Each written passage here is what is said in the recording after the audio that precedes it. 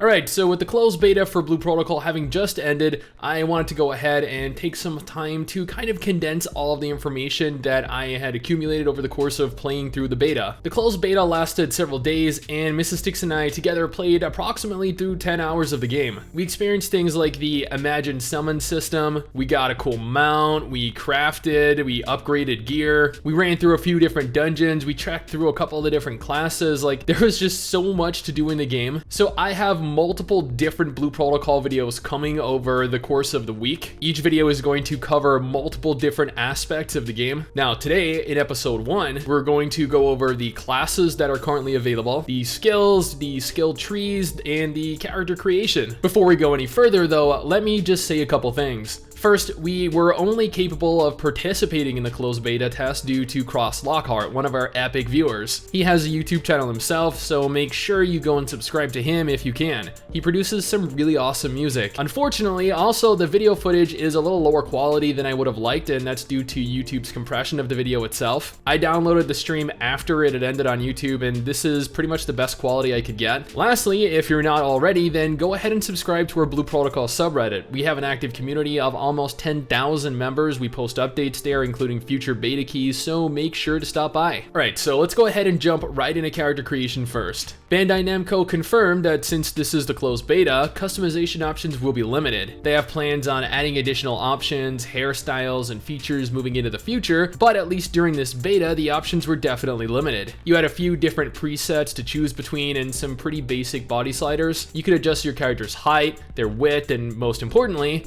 yeah, you have control over what's important. Okay. This is... She actually looked a little bigger in the outfit bit. I feel like, what should we do? Should we go... What should we go here? Bust size. Nothing? Or everything?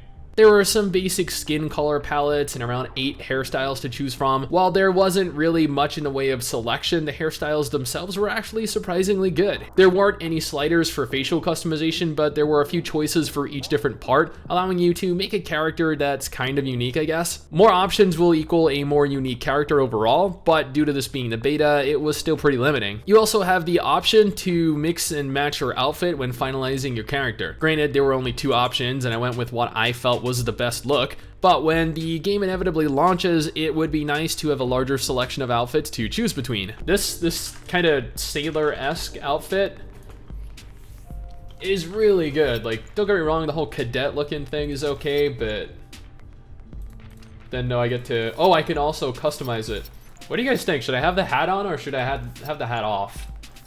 I don't know, like, it changes. It looks like the hats actually affect like the style of your hair, because if you guys notice, when you have the hat on, the hair kind of gets squished in, and when it's out, it gets restyled. Now, there are currently 4 different classes available within Blue Protocol. We have the Aegis Fighter that wields both a sword and a shield, the Twin Striker that wields dual axes, the Blast Archer that wields a bow, and the Spellcaster that wields a staff and elemental magic. Bandai Namco have confirmed that there are only 4 different classes to choose from at present. They're aware that players are going to want a larger selection of classes to play, and they went on to state that they are definitely open to introducing additional classes over time. While they would like to focus on the 4 that are currently available, and honestly, balancing 4 different classes is difficult enough, they definitely have plans to expand if and when they can. Now, I went on and asked the chat during the live stream what class they wanted me to play as. Unfortunately for me, hundreds of people went and recommended I go as Archer. Now, why you guys would choose that is absolutely beyond me. I hate Archer classes. I have always been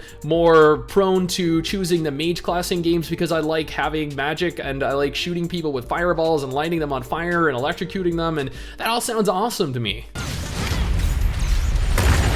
That is a Mage skill. Are you kidding me? But you know what? Surprisingly, going out of my comfort zone with the Archer turned out to be a lot of fun. This might be cheating a little bit, because I don't think he can, like, he did. Oh wait, he has a crossbow. Shit. Well, this was pointless. I figured, you know what? I'm gonna stand up here and I'm gonna shoot him long range. But here goes. You know what? Ha ha ha! Oh no, I fell off. What? Are these guys even? Oh no, not another mage. No. No. You know what? Come over here. Everyone, group up, please.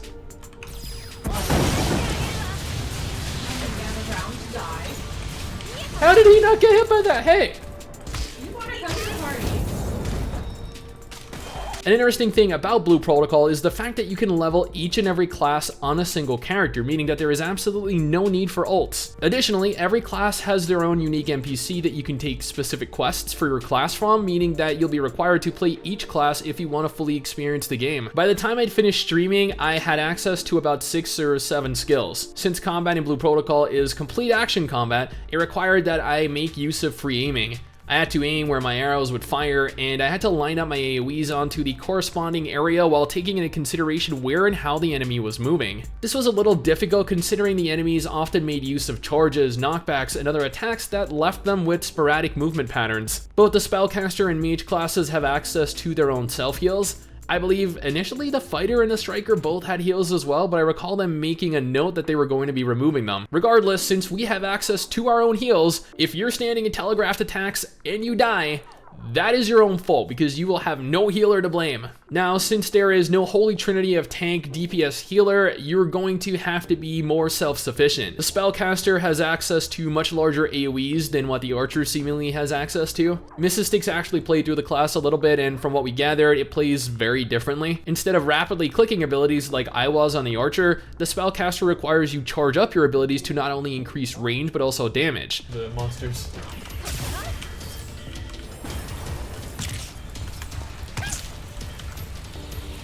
You have to come at me and my AoE.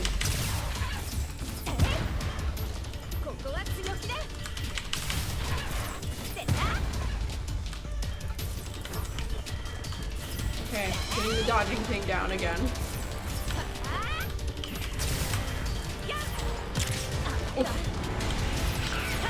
Or at least that's what we gathered. Adding on to skills, there were what seemed to be stat-raising passives towards the right side of the skill tree. Since you have a limited number of skill points, you're going to be required to choose which skills and which passives you actually want to level. As you continue to level, you continue upgrading them. At a certain point, they branch out into various different trees. Or at least I'm assuming they branch out to various different trees. I'm not sure when I gain access to passives. I think level 12, level 19, level 25. So I'm assuming like I gotta decide whether I want ST for stamina, strength, vitality, dexterity, like the kind of build I want to go for. So it's pretty extensive. I'll give them that. This will give players more control over their character and allow for them to adopt different playstyles. Blue Protocol is an ambitious MMO. It's beautiful, its combat is fast and fluid, and seeing areas as populated as I did was refreshing. No, don't you dare. You know what? Screw it. Oh yeah.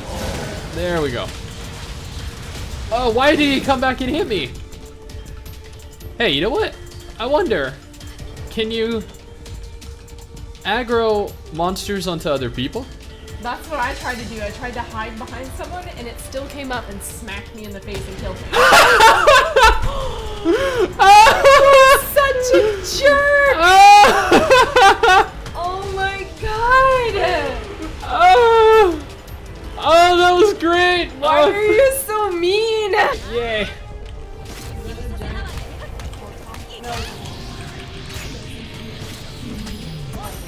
Stand it. Holy shit, what the on earth was that? Can he not? Oh, holy crap. This guy looks awesome with what he uses. Oh no. He boosted his attack. That's never a good sign. Holy! What the fuck?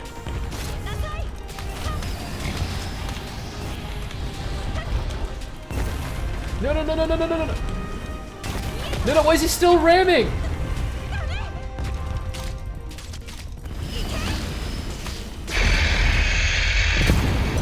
Whoa.